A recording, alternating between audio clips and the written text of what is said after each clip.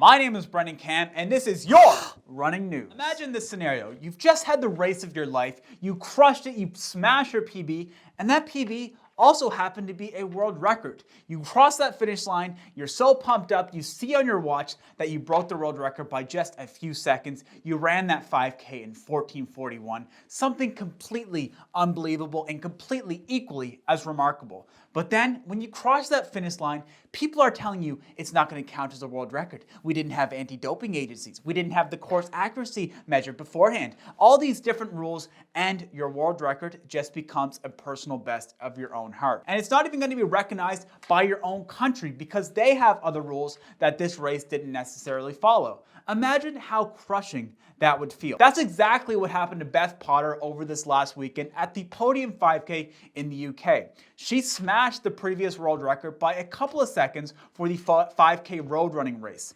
And unfortunately, because of these stipulations that World Athletics and the World Record Organization, whoever that may be, as well as the Britain Running Association have to follow in order for a record to be recognized, these things weren't met at the Podium 5K, so unfortunately, Beth Potter's record will not go down in the history books. Kind of like Eliud Kipchoge's 2-hour marathon didn't meet the standards for a world record, Beth Potter's 5K time of 14:41 will not be recognized as a world record, which is completely unfortunate and so sad, but that doesn't take away from her amazing achievement. And not only did she smash this 5K world record, but she also did a Super League triathlon the week before and won that. So yes, Beth Potter is a triathlete as well. So not only is she an amazing runner, she can also smash the swim and the bike. What an amazing all-around, amazing endurance athlete. I think I've said amazing enough there, but you get the gist. And she did it in the Asics Metaspeed Sky, which we have right here. The video for the initial impressions will be coming out later this week. So stay tuned for that. Now let's move on to story number 2. And this will be a world record that does stand. Over this last weekend, there must have been some running mystical magic in the air because another world record was smashed, and this one actually will stand as a world record. Ruth Chepng'etich smashed the half marathon world record for the women's in a time of 1 hour, 4 minutes, and 2 seconds, which is almost, I think, 30 seconds faster than the previous world record. So that is amazing. For us mere mortals, smashing 30 seconds off a PB isn't the toughest thing to do. We can change our training around a little bit and that type of deal. But when you're already running at an elite level, smashing 30 seconds off a PB is a very tough thing to do because your body's already being pushed to that limit over and over.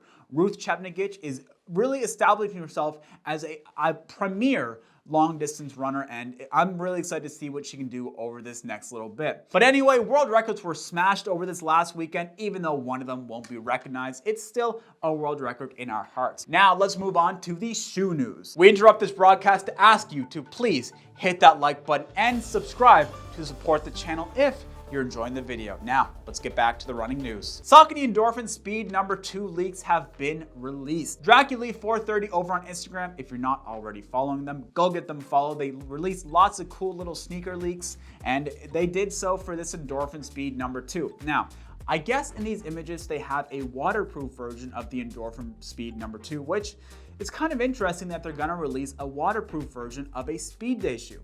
Not something I really expected to see, and I'm kind of curious what they're gonna do here. Now, the Endorphin Speed number 2 leaks, I did see some a couple of months ago of the normal version. And what they've changed here is they've added some pull tabs on the back. They've also looked like they've changed the heel structure just a little bit, so you're not getting that Klingon forehead looking thing like you did in the version 1. A lot of people didn't like that, and it may have added some unnecessary weight.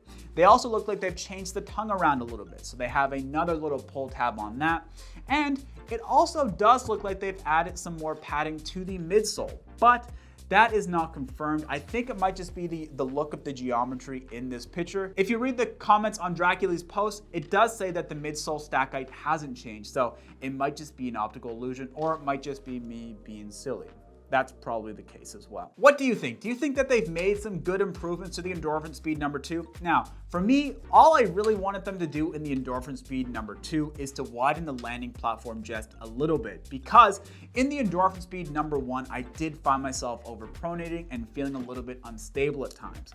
Nothing like I was getting in the Endorphin Pro, but still a little bit unstable. But for you, what would you have changed in the version 2 of the Endorphin Speed? It's a shoe loved by many, hated by few. So I don't know if they needed to change a whole lot. Hopefully they don't mess this thing up. Now, let's move on to the Clifton. The Hoka Clifton line is getting a new iteration, which we should have expected, right? Like, the Clifton lineup, I think, will be around for a long time to come.